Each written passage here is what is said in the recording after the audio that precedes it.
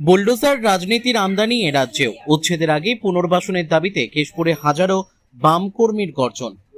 নির্বাচন উত্তর পর্বে রাজনৈতিক পারদ চলল পশ্চিম মেদিনীপুরের কেশপুরে।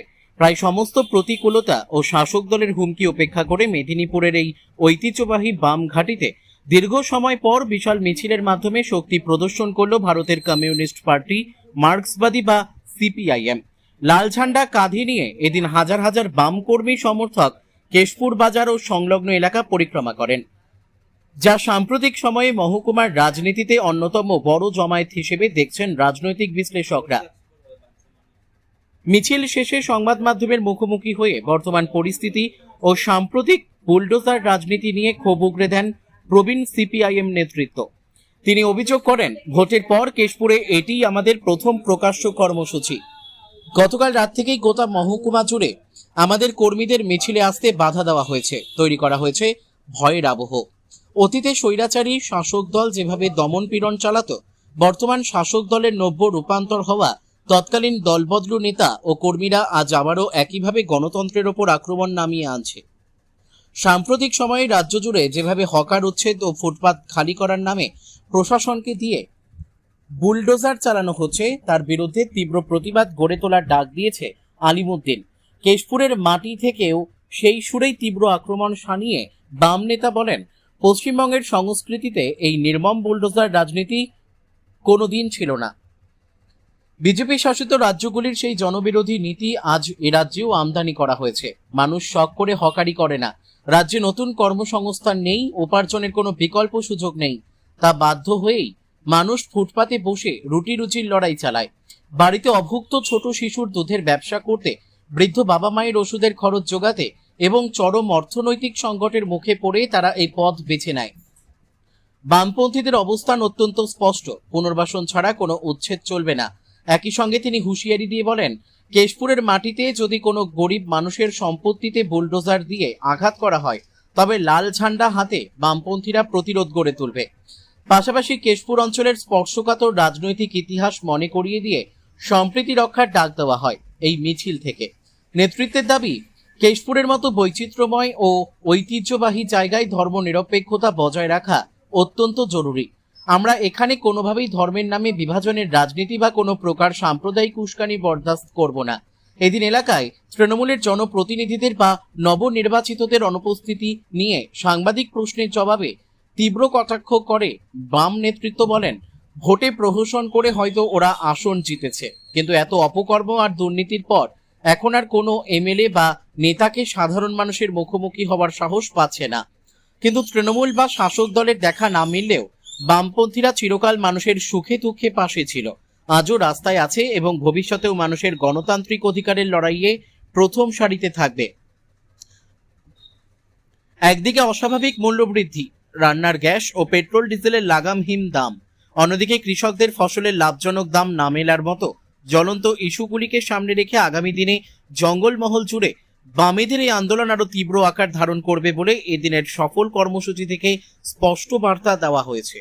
সারের ভর্তুকি কোথায় গেল নরেন্দ্র মোদী সরকার? জবাব দাও, জবাব চাই, জবাব দাও। সারের ভর্তুকি কোথায়? জবাব চাই, জবাব দাও। এর নাম ভোটার লিস্ট থেকে বাদ কার স্বার্থে?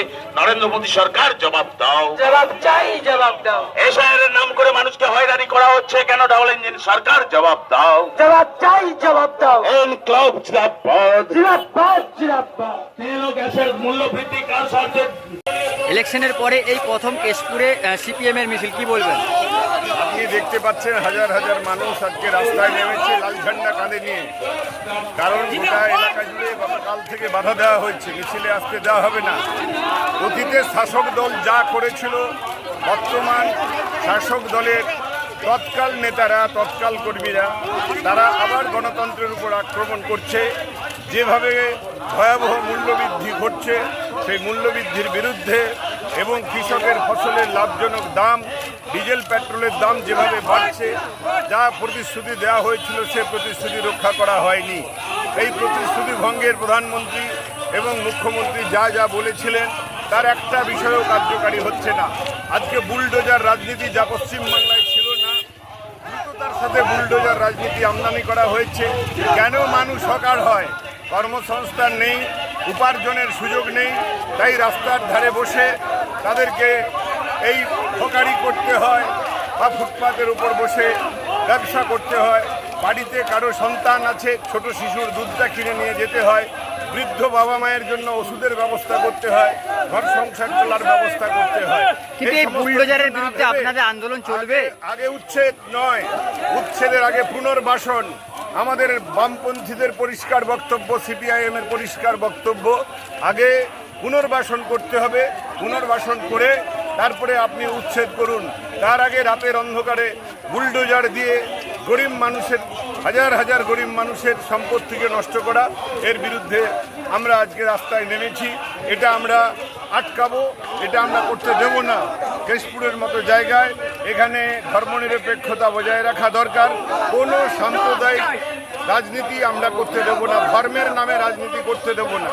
বুলডোজার এনেছে বিজেপি সরকারের পক্ষ থেকে দ্রুততার সঙ্গে, মানুষের রুটি রুজির কথা ভাবনা চিন্তা না করে বুলডোজার দিয়ে গোটা রাজ্য জুড়ে হকারদের উপর আক্রমণ করা হচ্ছে।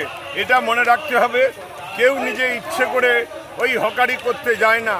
তাদের অর্থনৈতিক সংকট আছে, পরিবারের প্রতি দায়বদ্ধতা আছে, শিশু এবং বৃদ্ধ পিতা মাতার প্রতি দায়বদ্ধতা আছে বলে তাদেরকে হকারি করতে হয়। এই বুলডোজার নিয়ে যদি এখানে আক্রমণ হয়, আমরা লাল ঝান্ডা নিয়ে রুখে দাঁড়াবো, আমরা মানুষের পাশে দাঁড়াবো। আমরা বলছি, আবারও বলছি, আগে পুনর্বাসন, তারপর উচ্ছেদ। কেশপুরের যিনি বিধায়িকা এবং এমএলএ 2026-এ জয়লাভ করছে, তিনাকে দেখা যাচ্ছে নেই।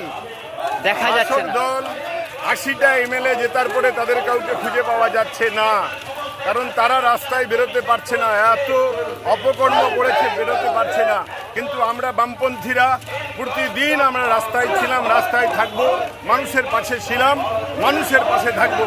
আজকে তৃণমূল কংগ্রেসের আপনি কাউকে খুঁজে পাবেন না, কারণ তারা এত অপরাধ করেছে, যার জন্য তারা রাস্তায় বেরোতে পারে।